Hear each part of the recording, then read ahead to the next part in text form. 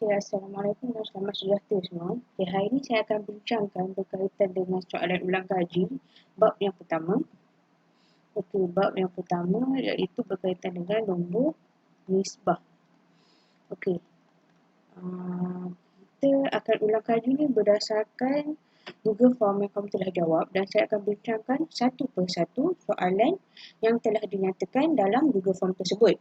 Okey, soalan yang pertama dibagi, antara berikut yang manakah tidak disusun dengan betul? Okey, maksudnya bila kata tak disusun tu, dia boleh susunan, dia boleh ada dua. Sama ada, yang pertama adalah secara tertib menaik. Okey, dan yang kedua adalah secara tertib menurun. Okey, bagi tertib menaik, dia adalah daripada nombor paling kecil pergi kepada nombor paling besar. Okey, manakala tertib menurun pula merupakan nombor yang paling besar pergi kepada nombor yang paling kecil. Okey, ini adalah penalat untuk soalan bagi yang disusun atau tidak. Kita tengok sini. Sini negatif 261, negatif 162, okey, ni 200, negatif 100. Okey, dia makin lama semakin besar sebab dia negatif. Bila negatif, dia nombor kecil. Makin lama makin besar. Okay, negatif 21 besar, negatif 12 besar, kemudian 24, kemudian 42. Okay, jadi yang ni adakah disusun dengan betul? Okey, betul. Soalan B, soalan B? Yang B pula.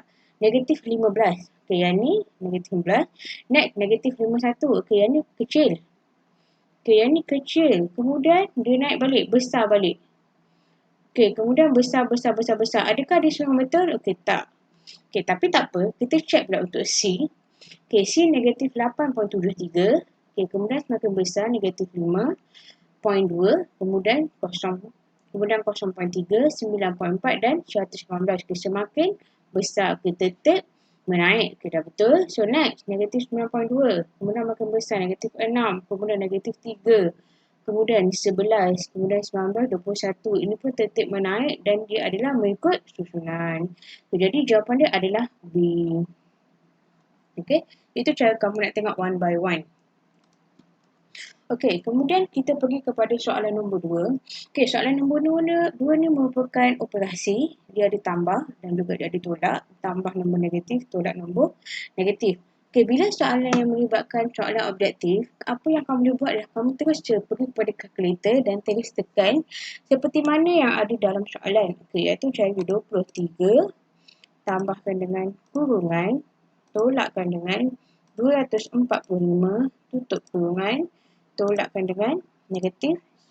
Okey, dia buat kurungan kan? Okey, kurungan, tolakkan dengan 112, tutup kurungan. Okey, kemudian tekan sama dengan jawapan dia adalah negatif 110. Okey, itu soalan objektif. Bila ada keluar perkara operasi, kamu terus tekan kalkulator, teruskan dapat jawapan supaya kamu boleh dapat menjimatkan masa. Okey? Okey, soalan ketiga merupakan soalan penyelesaian masalah. Okey, diberi bahawa suatu nilai apabila ditolak daripada 13 kemudian didarab 4 akan menghasilkan negatif 8. Apakah nilai itu?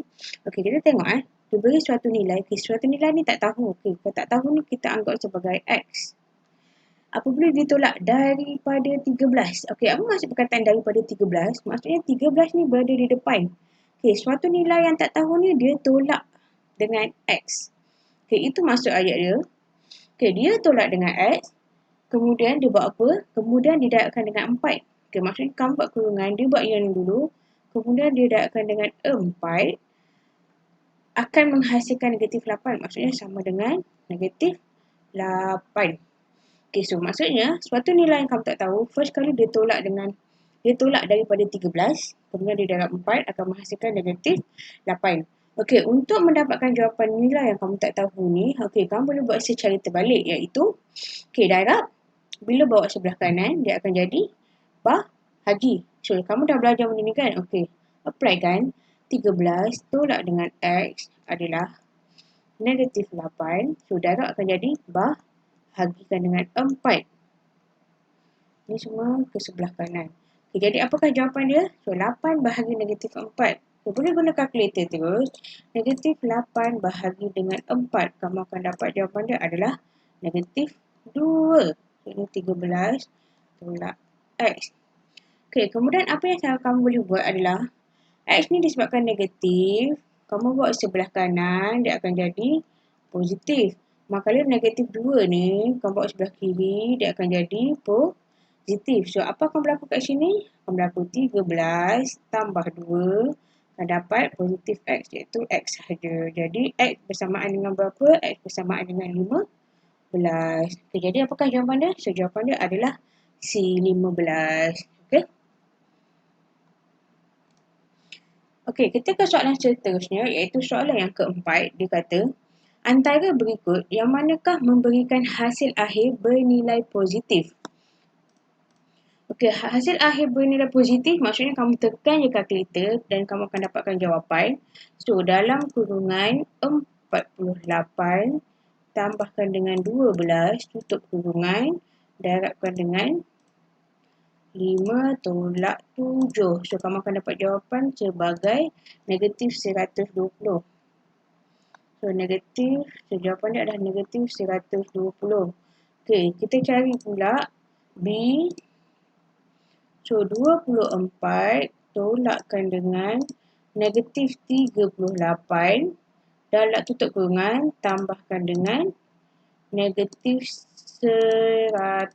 So, tutup kurungan, kamu akan dapat jawapan dia adalah negatif 38. Okey, soalan C pula. Negatif 27 kurungan, buka kurungan, negatif 3 tutup kurungan bahagi negatif. So, buka kurungan bahagi dengan negatif 3 tutup kurungan. Jadi jawapan dia adalah negatif 27.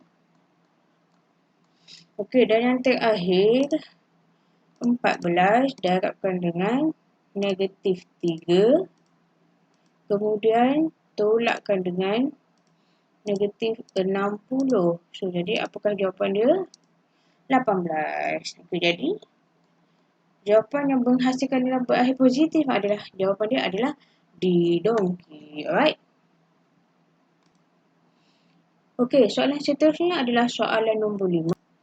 Soalan nombor 5 dia bagi operasi. Okey, 3/4 dalam kurungan negatif 48 tambah 13 tambah negatif 12 dan dengan negatif 2. Kita tekan terus kalkulator, buat pecahan 3/4 kemudian kurungan negatif 48 tutup kurungan tambahkan dengan buka kurungan 1/3 tambah dalam kurungan negatif 21 tutup kurungan 2 kali kemudian darabkan dengan negatif 2.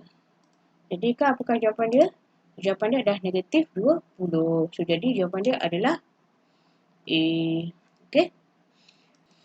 Okey, soalan seterusnya adalah soalan nombor 6. Okey, umur Syukri ialah 28 tahun. Umur Halimah dan Zulhairi masing-masing lebih 6 dan kurang 11 daripada Syukri. Cari jumlah umur mereka bertiga 10 tahun akan datang. Okey, jadi dekat sini dia kata umur Syukri 28. Kita tulis Syukri adalah 28 tahun. Kemudian umur Halimah. Okey, umur Halimah dan Zuhair masing-masing lebih 6 dan kurang 11. Lebih maksudnya 28 tambah lebih maksudnya tambahkan dengan 6. Manakala Zulhairi. Okay, Zulhairi adalah 28. Okay, kurang daripada 11. Okay, kurang 11 daripada Syukri. Tolak 11 daripada Syukri. Okay, jadi cekkan jawapan. 28 tambahkan dengan 6, kamu akan dapat jawapan sebagai 34. So, manakala 28 tolakkan dengan 11, kamu akan dapat 17. Okey, dia minta cari jumlah umur mereka. Jumlah maksudnya kena tambah 10 tahun akan datang. Jadi, semua ni kena tambahkan dengan 10 pula. Tambah 10.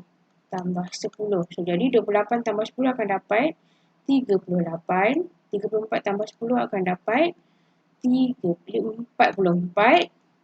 Next, 17 tambah 10 akan dapat 27. So, kemudian jumlah. So, jumlahkan. So, tambahkan je semua. 38 tambahkan dengan 44 tambahkan dengan 27. So, jadi jawapan dia adalah 109. Jadi jawapan dia adalah D. Alright. Okey, kita ke soalan nombor 7 pula.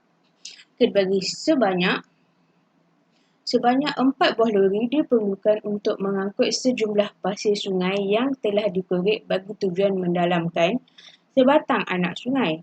Purata muatan semua lori itu ialah 49,500 kg. Dua daripada lori itu membawa muatan terbesar iaitu 54,000 dan 51,000 kg. Manakah antara berikut adalah berat bagi dua lori itu? Okey. Maksudnya dia nak kata, yang manakah kan dia ada 4. Okay, dia kata ada 4 buah lori, kemudian purata dia adalah 49,500. Dua daripada lori itu bermuatan terbesar. Okey. Bila kata muatan terbesar adalah dua lori, dia minta yang manakah yang lagi dua tu, yang lagi dua berapa lori muatan untuk lagi dua tu. Okey. So, kalau kamu perasan, semua jawapan dekat sini A, B, C, D ni, bila kamu tambahkan, kamu akan dapat jawapan yang sama. Okey. Contoh, okay, nak kita buktikan. Okey, 39,000 tambahkan dengan 54,000. So, kamu akan dapat 93. Okey, ini adalah 93,000. So, next. Okey, ni. 40 campur 53, kamu akan dapat 93,000 juga. So, ini 42 campur 51. 42, 93,000. Okay, next. 43 dengan 50 pun sama.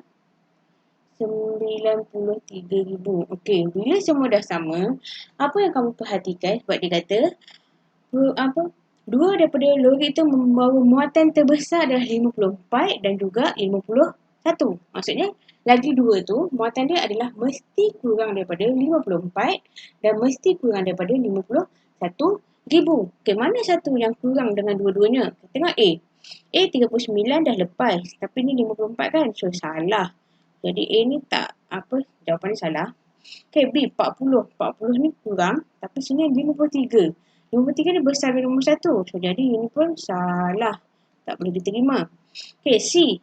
X 42. Okay, kurang daripada kedua-duanya. Y 51. Okay, ni sama dengan kedua-duanya. Jadi, adalah salah. Okay, so jadi D pula. 43 kurang daripada kedua-duanya. Y pula 50 kurang daripada kedua-duanya. Jadi, jawapan dia adalah D. Okay. Okey, soalan yang ke-8, soalan yang menggunakan operasi. Okey, seperti biasa, kamu tekan je kalkulator.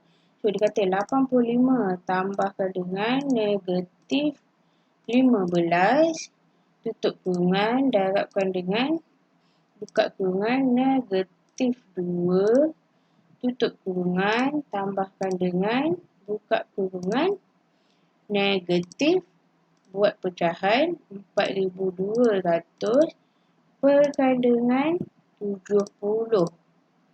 So, kemudian tutup kurungan. So, jawapan dia adalah 55. So, jadi, jawapan dia kat sini adalah, nilai dia adalah C. Okay, C 55. Okey, kita pergi pada soalan nombor 9 pula. Okey, harga bagi sebuah kereta ialah 60,000. Kereta mengalami penyusutan nilai sebanyak 2,500 dari jumlah baki sebelumnya pada setiap tahun. Cari nilai kereta tersebut pada tahun kelima pemilikannya. Okey, kita katakan ini adalah tahun yang pertama. Dia adalah RM60,000. Okey, masuk tahun kedua, dia berlakunya penyusutan. Penyusutan tu maksudnya adalah apa? Maksudnya mengalami kerugian, itu kamu kena tolak. So, jadi ini adalah RM 60,000 kamu kena tolakkan dengan RM 2,500.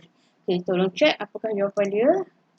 60,000 tolakkan dengan 2,500. Kamu akan dapat jawapan dia sebagai 5,700. 57,500. Okay, untuk tahun yang ketiga pun sama, berlakunya penyusutan lagi daripada jumlah dia. Tu 57,500 tolakkan dengan RM 2,500. So, jadi apakah jawapan dia? Terus letak tolak dengan 2,500. So, kamu akan dapat jawapan sebagai RM 55,000. So, next tahun keempat pula. RM 55,000 tolakkan dengan RM 2,500. So, kamu akan dapat jawapan dia sebagai 52,000 RM 52,500. Okay, tahun yang kelima iaitu tahun yang dia nak. Okay, RM 52,500 tolakkan dengan RM 2,500. So, apakah jawapan dia? 2,500. So, jawapan dia adalah RM 50,000. Jadi, jawapan dia adalah C. Okey. Okey, kita pergi kepada soalan yang terakhir iaitu soalan 10. Suhu di sebuah kawasan menunjukkan kenaikan seragam 1.2 darjah Celsius bagi setiap 3 jam. Jika suhu pada pukul 8 malam menunjukkan bacaan 32 darjah Celsius, nyatakan suhu dalam darjah Celsius yang dicatatkan pada jam 11 pagi hari yang sama. Okey, maksudnya ini dia backdated, dia punya masa dia. Kita tengok sini. Okey, suhu dia kata pukul 8 malam. So, pada jam 8 malam, suhu dia adalah 32 darjah Celsius. Okey, dia kata 3 jam sekali berlakunya kenaikan. So, maksudnya, kalau kita nak terbalikkan, so dia akan jadi kenaikan maksudnya tambahkan. So, kalau kita terbalikkan, dia akan jadi penurunan sebanyak 1.2. So, jadi terbalik. So, 3 jam. So, 8 malam sebelum pukul 3 jam. Jadi 8 tolak 3, jawapan dia adalah 5. So, pada pukul 5 petang. So, next berlakunya penurunan 1.2. Okey, sebab kalau kita ke depan, dia akan berlaku kenaikan. So, ke belakang, berlakunya penurunan. So, 5 pula sebelum 3 jam sebelumnya, iaitu pada jam 2 petang. Okey, pada jam 2 petang berlakunya penurunan dekat sini. Dan sebelumnya, kedua sebelumnya adalah pada jam 11 pagi. Okey, ini yang kita nak cari. Iaitu penurunan 1.2. Sepatutnya pukul 11 sampai 2 kenaikan. 25 kenaikan. 58 kenaikan. Tapi sebab kita buat secara terbalik, operasi pun akan jadi terbalik. Okay, jadi boleh kirakan 3.2 32 tolakkan dengan 1.2. Kamu dapat jawapan sebagai 30.8. Di sini 30.8 darjah Celsius. So, next. Tolak lagi dengan 1.2. Kamu akan dapat jawapan sebagai 29.6 darjah Celsius.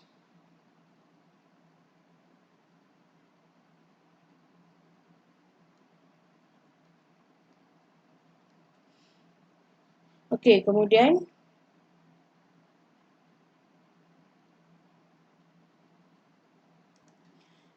pada pukul 2 petang, jawapan dia adalah 29.6. Okey, kita pun nak pergi pula pada pukul 11 pagi. Maksudnya daripada 29.6 tolakkan dengan 1.2. Kamu akan dapat jawapan dia sebagai 28.4 darjah Celsius. So, jadi jawapan dia adalah A. Okey. So, saya harap kamu boleh faham apa yang saya terangkan. Okey, so kalau kamu dah faham, walaupun tadi kamu dah buat, cuba buat semula tanpa jawapan yang daripada saya bagi. Buat banyak-banyak sampai kamu boleh dapat perfect score iaitu 10/10. Right?